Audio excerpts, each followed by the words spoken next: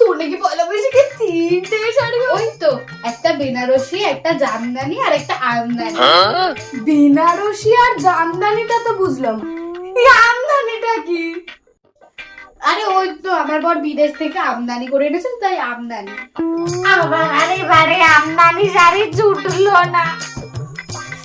ওই কাহিনী ছাড়ার জন্য দোকান তো বন্ধ ছিল। কি? বাইরে বেরো, একটু বাইরে বেরো।